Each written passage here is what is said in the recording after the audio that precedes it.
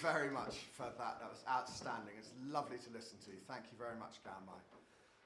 Thank you also all for being here tonight. The boys have worked really hard from kind of Christmas time onwards to learn individual poems across the entire school. Every boy in the school learned a poem to recite by heart, and they all did a tremendous job. They got to choose their poems, and they did their best with their forms, and you're going to see the finalists tonight. So well done to all of the boys for learning their poems, but also going beyond and really learning and working on how to kind of express themselves and recite the poems so well, to declaim the poems so well. Thank you also to the parents for coming to support. It's so lovely. It's such a lovely feeling when the parents are in the room as well for a school event. It's fantastic. So thank you very much indeed for those of you here live, but also those of you who are watching on the live stream at home. And lastly, I want to say thank you very much to Dr. Anna Camilleri, who has come to judge our Declamation Prize competitions, so for the juniors and then for the seniors. Really, really very lucky indeed to have you here, so we really appreciate it. Thank you so much. She's Deputy Head Academic at Charterhouse School, and before that she was Head of English at Eton. So, you know, we couldn't have a better judge. I'm really grateful for you to have battled the traffic and get here, and it's just so kind of you. Thank you very much. So we're going to start very soon. I'll call the boys up, and they know their orders, and they're going to stand right here, and they're going to do their very best to declaim. So let's get on with the competition. Thank you very much.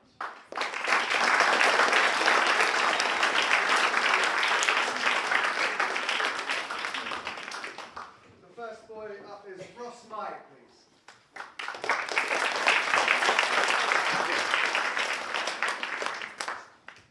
Please do not feed the animals by Robert Toole. Please do not feed the ostriches sandwiches or the polar bears eclairs. Do not offer wombat cromcats or rattlesnake fruitcakes. Remember that piranhas are not allowed bananas or partridges sausages. Never approach a stork with things on a fork or a button with a plate of custard. No leopard likes anything peppered, and meerkats dislike Kit Kats. Remember that grapes upset apes, and meringues do the same for orangutans. Most importantly, do not feed the cheetah, your teacher.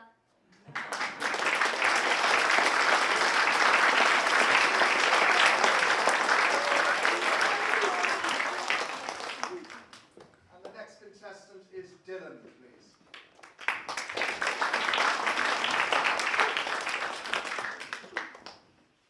The Riding School by Elizabeth Jennings. We are at grass now, and the emerald meadow highlights our polished coats. All afternoon you trotted, cantered us. How mild we were. Our bodies were at one with yours. Now we are cropping at the shadow we throw. We scarcely stir. You never saw us wild or being broken in. We tossed our saddles off and ran with streaming manes. Like Pegasus almost, we scorned the air. A man took long to tame us. Let your words be spoken gently. You own the freedom we have lost.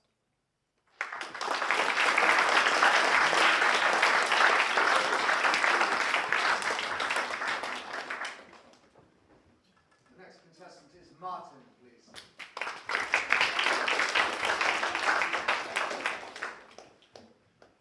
Spaghetti, Spaghetti by Jack Pruitsky.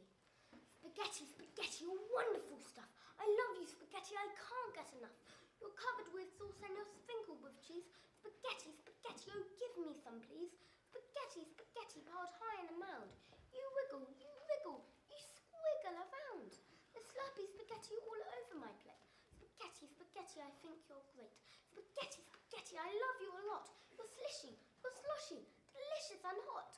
I gobble you down, oh I can't get enough. Spaghetti, Spaghetti, you're wonderful stuff.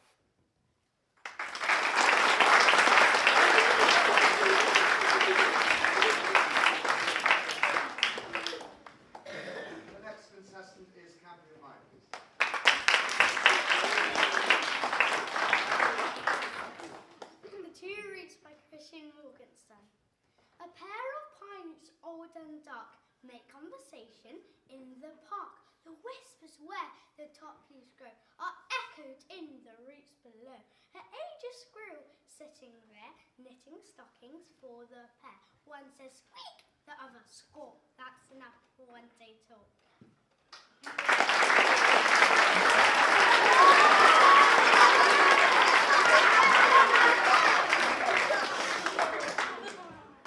The next contestant, please, is Kent.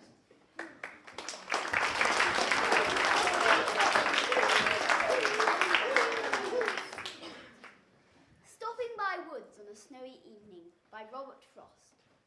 Whose woods these are? I think I know. His house is in the village though. He will not see me stopping here to watch his woods fill up with snow. My little horse must think it queer to stop without a farmhouse near. Between the woods and frozen lake, the darkest evening of the year. He gives his harness bell a shake to ask if there is some mistake. The only other sound is of the sweep of easy wind and downy flake. The woods are lovely, dark and deep, but I have promises to keep, and miles to go before I sleep, and miles to go before I sleep.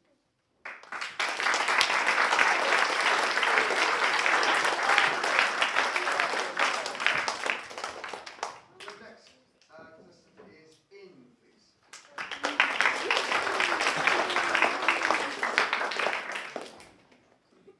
Sea Fever by John Masefield. I must down to the seas again, to the lonely sea and the sky, and all I ask is a tall ship and a star to steer her by, and the wheels kick and the wind song, and white sails shaking, and a grey mist on the sea's face, and a grey dawn breaking. I must down to the seas again, to the call of the running tide, is a wild call and a clear call that may not be denied. And all I ask is a windy day with the white clouds flying, and a flung spray and a blown spume with the seagulls crying. I must down to the seas again, to the vagrant gypsy life, to the gull's way and whale's way, where the wind's like a whetted knife. And all I ask is a merry on from a laughing fellow rover, and quiet sleep and sweet dream when the long trick's over.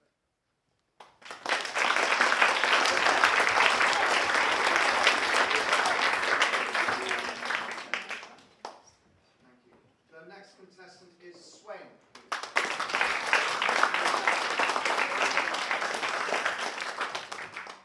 Homework or Homework by Jack Polutsky. Homework or Homework, I hate you, stink. I wish I could wash you away in the sink. If only a bomb could explode you to bits. Homework or Homework, you're giving me fits.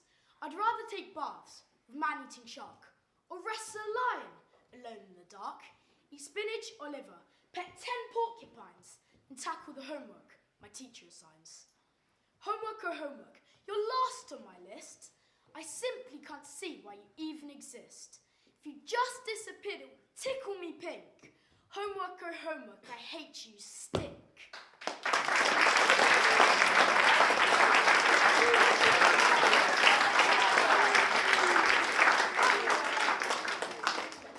And the next contestant is Hodder.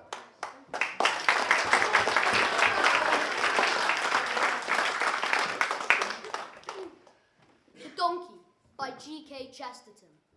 When fishes flew, and forests walked, and figs grew upon thorn, some moments when the moon was blood, then surely I was born. With a monstrous head and sickening cry, and ears like errant wings, the devil's walking parody on all four-footed things. The tattered outlaw of the earth, of ancient crooked will. Star, scourge, deride me, I am dumb, I keep my secret still.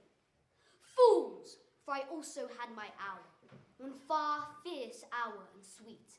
There was shout about my ears, and palms before my feet.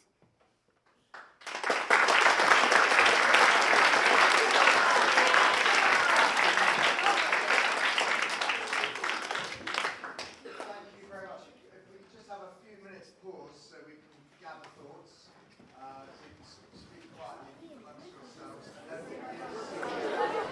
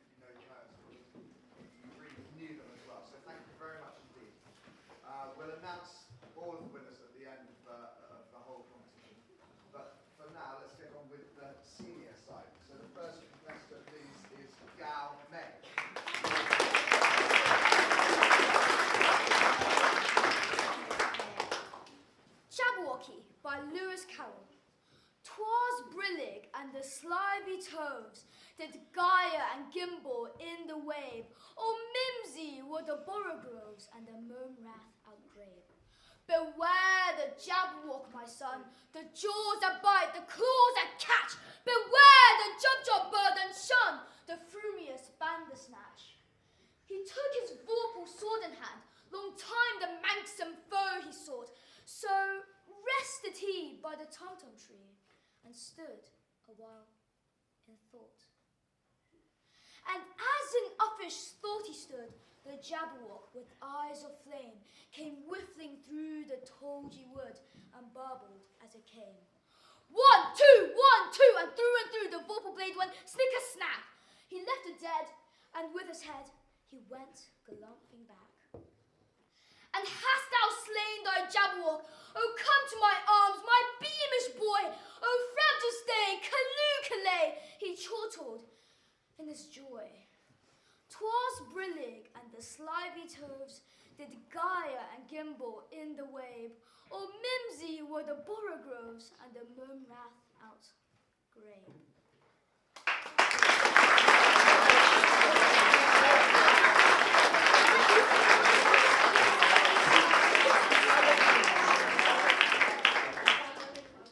The next contestant, please, is Blunder.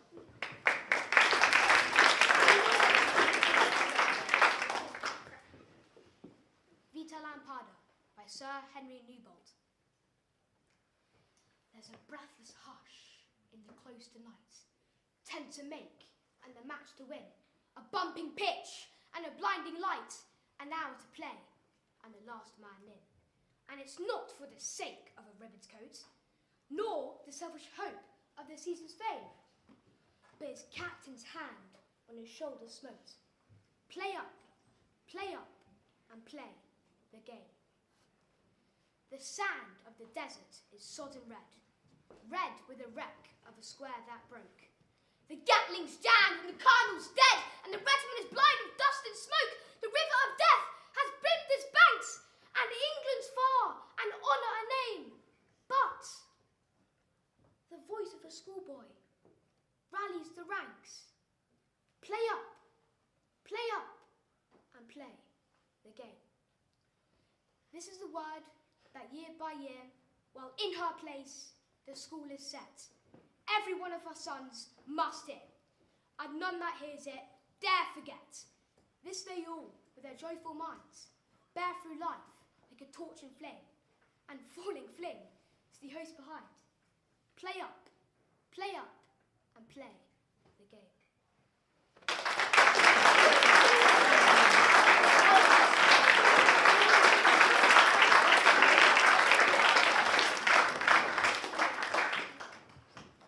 The next contestant, please, is Pickering.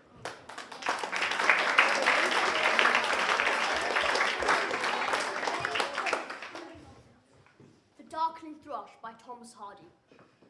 I leant upon a coppice gate when frost was spectre grey, and winter's dregs made desolate the weakening eye of day. The tangled vine stems scored the sky like strings of broken lyres, and all mankind that haunted nigh had sought their household fires. The land-sharp features seemed to be the century's corpse outlent, his crypt the cloudy canopy, the wind his death lament. The ancient pulse of German birth was shrunken, hard and dry, and every spirit upon earth seemed fervorless as I. At once a voice arose among the bleak twigs overhead, in a full-hearted evensong of joy unlimited. An aged thrush, frail, gaunt, and small, in blast ruffled plume, had chosen thus to fling his soul upon the growing gloom. So little cause for carolings of such ecstatic sound was written on terrestrial things, afar or nigh around, that I could think there trembled through his happy good night air some blessed hope whereof he knew, and I was unaware.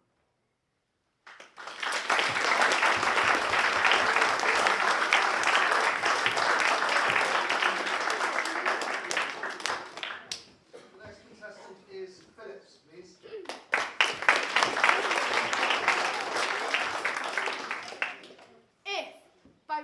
Kipling. If you can keep your head when all about you are losing theirs and blaming it on you, if you can trust yourself when all men doubt you, but make allowance for their doubting too, if you can wait and not be tired by waiting, or being lied about, don't deal in lies, or being hated, don't give way to hating, and yet don't look too good nor talk too wise. If you can dream and not make dreams your master, if you can think and not make thoughts your aim, if you can meet with triumph and disaster and treat those two impostors just the same, if you can bear to hear the truth you've spoken, twisted by knaves to make a trap for fools, or watch the things you've given your life to, broken, and stoop and build them up with worn-out tools. If you can make one heap of all your winnings, and risk it in one turn and pitch and toss, and lose and start again at your beginnings, and never breathe a word about your loss. If you can force your heart and nerve and sinew to take your turn long after they are gone, and so hold on when there's nothing left in you, apart from the will that said to them, hold on. If you can talk with crowds and keep your virtue, or walk with kings nor lose the common touch, if neither foes nor loving friends can hurt you, if all men count with you, but none too much, if you can fill the unforgiving minute with 60 seconds worth of distance run, yours is the earth and everything that's in it, and which is more, you'll be a man, my son.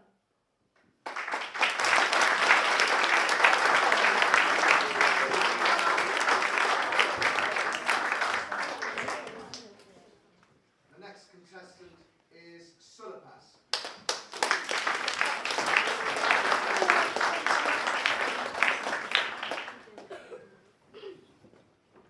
Because I Could Not Stop the Death by Emily Dickinson. Because I could not stop the death, he kindly stopped for me. The carriage held but just ourselves and immortality. We slowly drove, he knew no haste, and I had put away my labour and my leisure too, for his civility. We passed the school, where children strove at recess in the ring. We passed the fields of gazing grain. We passed the setting sun. Or rather, he passed us. The dews grew quivering and chill. For only gossamer my gown, my tippet only tulle. We paused before a house that seemed a swelling of the ground. The roof was scarcely visible, the cornice in the ground. Since then, 'tis centuries, and yet feels shorter than the day. I first surmised that the horses' heads were toward eternity. Thank you.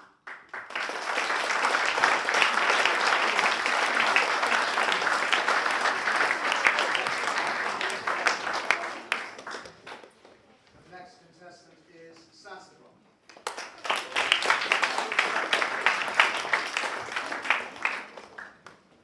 Sonnet 18 by William Shakespeare. Shall I compare thee to a summer's day? Thou art more lovely and more temperate. Rough winds do shake the darling buds of May, and summer's lease hath all too short a date. Sometimes too hot the eye of heaven shines, and often is his gold complexion dimmed, and every fair by fair sometimes declines, by chance or nature's changing course untrimmed. But thy eternal summer shall not fade, nor lose possession of thou fair thou owest, nor shall death brag thou wanderest in the shade, when in eternal lines to time thou growest. So long as men can breathe and eyes can see, so long live this, and this gives life to thee. The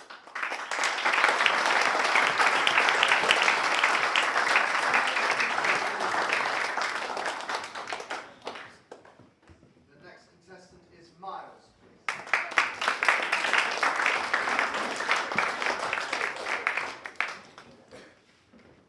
Digging by Seamus Heaney. Between my finger and my thumb, the squat pen rests, snug as a gun. Under my window, a clean rasping sound when the spade sinks into gravelly ground. My father digging. I look down till his straining rump among the flower beds bends low, comes up 20 years away, stooping in rhythm through potato drills where he was digging. The coarse boot nestled on the lug, the shaft against the inside knee was levered firmly. He rooted out tool tops, buried the bright edge deep to scatter new potatoes that we picked, loving their cool hardness in our hands. By God, the old man could handle a spade, just like his old man. My grandfather cut more turf in a day than any other man on Turner's bog. Once I carried him milk in a bottle corked sloppily with paper. He straightened up to drink it, then fell to right away, nicking and slicing neatly, heaving sods over his shoulder, going down and down for the good turf, digging. The cold smell of potato mould, the squelch and slap of soggy peat, the curt cuts of an edge through living roots awakened in my head. But I've no spade to follow men like them. Between my finger and my thumb, the squat pen rests. I'll dig with it.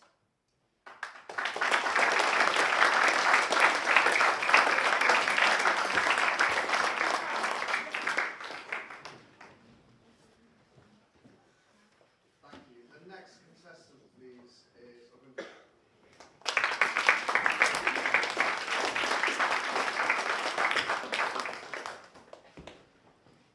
Annabel Lee by Edgar Allan Poe. It was many and many a year ago, in a kingdom by the sea, that a maiden there lived whom you may know by the name of Annabel Lee. And this maiden, she lived with no other thought than to love and be loved by me. I was a child and she was a child in this kingdom by the sea. But we loved with a love that was more than love, I and my Annabel Lee, with the love that the winged seraphs of heaven converted her and me. And this was the reason that long ago, in this kingdom by the sea, a wind came out of the cloud by night, chilling and killing my Annabel Lee. But our love, it was stronger than by far the love of those who are older than we, of many far wiser than we. And neither the angels in heaven above, nor the demons down under the sea, can ever dissever my soul from the soul of the beautiful Annabel Lee. For the moon never beamed without bringing me dreams of the beautiful Annabel Lee. And the stars never rise, but I feel the bright eyes of the beautiful Annabel Lee. And so all the night tide I lie down by my side of my darling, my life and my bride. In her cell portrait there by the sea, in her tomb by the sounding sea.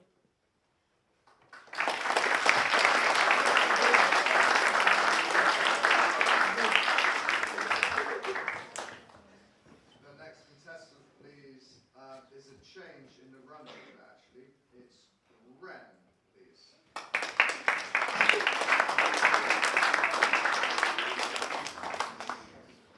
The Road Not Taken by Robert Frost. Two roads diverged in a yellow wood, and sorry I could not travel both and be one traveller. Long I stood and looked down one as far as I could, to where it bent into the underwood. Then took the other as just as fair, and having perhaps the better claim, because it was grassy and wanted wear. Though as for that, the passing there had warned them really about the same. And both that morning equally lay, in leaves no step had trodden black. Oh, I kept the first for another day. Yet, knowing how way leads on to way, I doubted if I should ever come back. I shall be telling this with a sigh. Somewhere ages and ages hence, 2 roads diverged in a wood, and I took the one less travelled by, and that has made all the difference.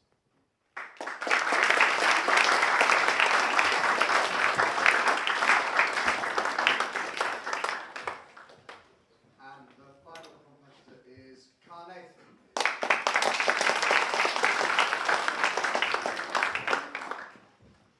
Sonnet 18 by William Shakespeare. Shall I compare thee to a summer's day? Thou art more lovely and more temperate. Rough winds do shake the darling buds of May, and summer's lease hath all too short a date. Sometimes too hot the eye of heaven shines, and often is his gold complexion dimmed, and every fair from fair sometimes declines, by chance or nature's changing course untrimmed. But thy eternal summer shall not fade, nor lose possession of that fair thou owest, nor shall death brag thou wanderest in his shade, when in eternal lines to thee thou growest. So long as men can breathe or eyes can see, so long lives this, and this gives life to thee.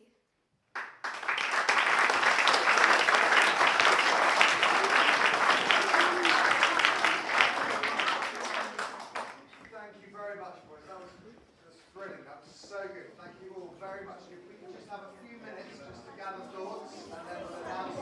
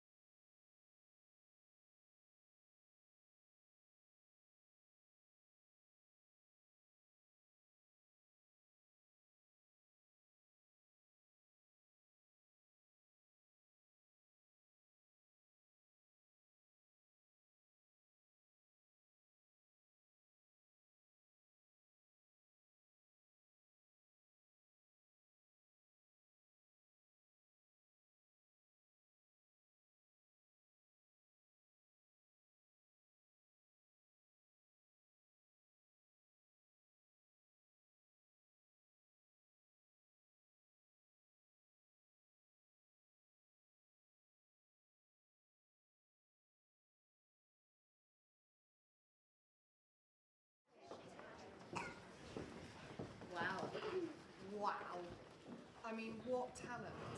Absolutely incredible. That was a joy to listen to you all. You are phenomenal. And I've been hearing that you chose those poems yourself. Yeah? How did you find that? Hard? Yeah, tell me why. Why is it hard to choose a poem to read like that? Any thoughts? Yeah. There are many different options. There's so many poems to choose from. How do you just choose one? I guess seeing how it sort of tailors to your voice and to just your sort of mannerisms in general, and plus Yeah. like just seeing if you like it. Yeah, do you enjoy it? Does it suit you? Can you feel it? Is it real to you? All of these questions, they're really, really good questions to ask, and especially at your age, I'm really struck. And actually, I've just put together an anthology of poetry for a very historical Declamation Prize at Eton called The Loader, and some of you might be going off to Eton and might be in The Loader at some point. And I put together an anthology, and I've chosen a lot of the poems that you chose as well, and that's after doing a PhD in English and all sorts. So I'm very impressed that you, I mean, I needn't have bothered going to Oxford, I should have just come here. So well done. I've got a few ideas for you to consider. One thing to think about when you're speaking, a lot of you did it really well. When you come up on stage, for you it's quite a panicked feeling because you're suddenly standing up in front of all these people. But just pause and allow your audience to just adjust to a new person in front of them. So some of you did that really well and you took ownership of that stage, but this is your space, so take up as much time as you want. I mean, don't make them wait forever, but do make them wait a moment. Your audience should want to hear you and not feel, oh my God, hang on, I'm not quite ready, I'm not quite there yet. So just take that pause. And that idea of pausing is something to consider when you're reading. So where does the poet give you pauses? Who can tell me where the poet gives you pauses? Where do you, yeah. At the end of the line. Right, line endings are a great moment, but you don't have to be dictated to by a line ending. You can read across them, the poet will write across them. So there's somewhere else you'll get pauses too. In between stanzas. In between stanzas, so there's gaps in between stanzas, and again you have to be careful, because if it's a run on deliberately, you might want to think about, well, where's my, how much space do I give this? How much time do I give this? Where else do you get pauses? Punctuation. Yeah, exactly, caesura. Caesura gives you that moment to pause. Some of you have thought about rhythm in poetry, yeah, meter? And some of you might have thought about how it speeds up or slows down. Well, meter doesn't really speed up and slow down. Punctuation slows you. And certainly if you're using lots of monosyllables, that can potentially speed you up or slow you down. But think about pacing. One of the things that is brilliant about the selection that you gave us, and I'm sure that your parents, the audience will agree, the sound of those poems was just delicious. Some of you allowed that sound to maybe carry away the sense. So the sound of the poem became more important than actually what you were saying. So remember, when you're reading a poem, you're reading a little argument. So just bear in mind, but what is that argument? What are they trying to say? A couple of you read out, very beautifully I might add, Sonnet 18. So a sonnet gives us a problem in the first 8 lines of your Petrarch and 12 lines of your Shakespeare. And then it gives you a solution. Now Shakespeare makes you wait for the solution, so he does it in 2 lines. It's quite remarkable. But make your audience understand that you are positing a problem, and then you're giving us a solution. There are lots more things I could say, but it's late at night, and you're saying, come on, Dr. Camillo, get on with that. I want to know who's won. So without further ado, should we do juniors first? Juniors first, third up to Yeah. first. So I cannot believe the skill with which you guys read. How old are you? I'm not very good with practical ages. 9. You're 9. Is anyone 8? You're 8. 8 and 9-year-olds reading poetry like that. I wish I could give you all prizes. It was absolutely brilliant. In the end, there are a few things I was looking for, but mostly what I was looking for is what we were talking about earlier, is can you feel it? Could I feel the poem that you had chosen? And I could with all of you, but some of you more than others. So I thought one that I really enjoyed, and is in 3rd place, but very, very impressive, was Hodder with the Donkey. I thought it was really very good.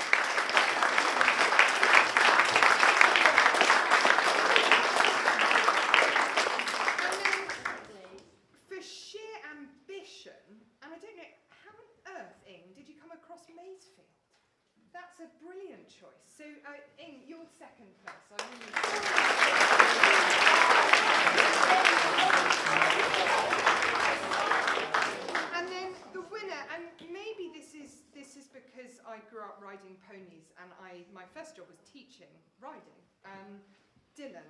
the riding school.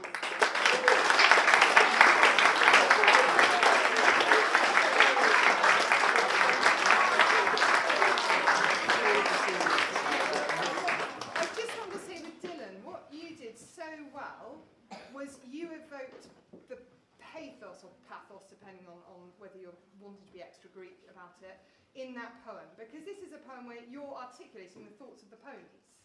And I thought you did that absolutely superbly well. There was no sentimentality to it. It was really very good. And I thought I really understood the poem that you took ownership of. And you didn't let that poem own you. So I thought that was really, really commendable. Well done. Okay, the seniors. Phenomenal. Really phenomenal. With declamation, and actually interesting, you guys did this less. Some of you acted a lot. And that can be quite distracting for declamation. So declamation, try and stay relatively still, but also make a decision about what to do with your hands. So if you decide to use them, but try to use them within the rhythms and the sense of the poem. If you're using one hand, try to know what your other hand's doing. And just have a consciousness of the physicality of the reading of the poem. And this works for public speaking as well. So think about what you're doing with your hands. I'm old-fashioned. So I like declamation to be less about acting and more about acting through the voice than acting through your limbs. But I thought as actors, I'm sure all of you will be on stage before too long. I think, again, some of you chose so cleverly. And Swain, this can't possibly be true, but I really believed, where are you? Sorry, Swain said one of the older I really believed that you hated homework, which you obviously don't. So that was very impressive. So yeah, thank you. In third place for the seniors, and this is partly because of the beauty of it, and the beauty of your voice. You do have an exceptional voice, and partly because it's such a well-known poem. It's a very brave choice because everyone thinks they know it. And you made me hear something different in it, so that's Carnathan. So third place.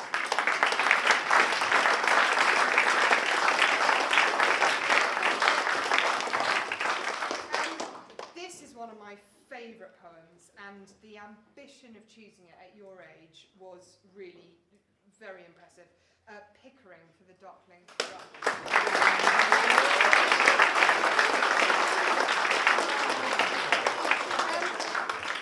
And then finally, and I'm not sure the audience will be surprised, because after you had finished declaiming, there was a real hush, and I think everyone realised they'd seen something quite remarkable and quite special, and that's Silipas.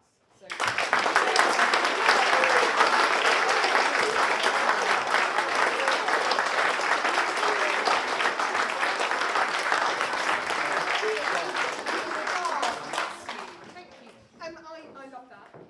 I'd love to come back again. That was so much fun. And well done, all of you. Keep reading poetry. Keep memorising it. Well done. Thank you. Before I give you that. Yes, sure. I am going to give you. But I just want to say, I wasn't actually going to say anything at the end of tonight. I was going to leave it to Mr. Devine, who's done such a fantastic job. But I wanted to, because first, obviously, to thank Dr. Camilleri, but also because this year we slightly changed the format of the declamation by allowing the boys to choose their poems, by removing the prose. I did the loader many years ago, and we had a prose section as well. Yes, you still do. And we've taken away the prose, and I think what that's done is just maybe livened up the evening a little bit. I think prose is something very difficult to read, and very difficult to read well. So I was absolutely thrilled, Mr. Devine, with how this evening went, and brilliant to all the English department for preparing the boys so well. Boys, I thought you were phenomenal. And I can honestly say that I've enjoyed, I love the Declamation Prize every year. It's one of the highlights of my year. But this, in 20 years of doing this, this has been my favourite. I thought you were absolutely brilliant. I thought it brought new life to the competition. So can we have another round of applause for the boys?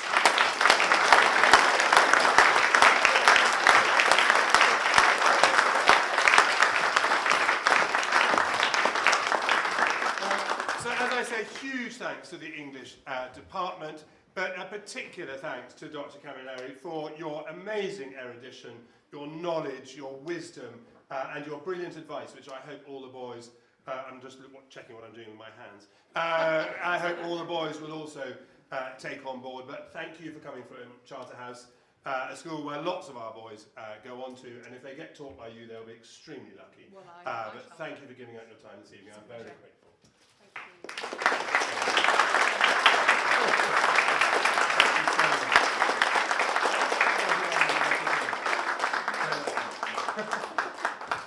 Now, there are refreshments in the drawing room, as usual. I do hope that you will join us. And boys, if your parents or relatives are here, then please come and join us as well.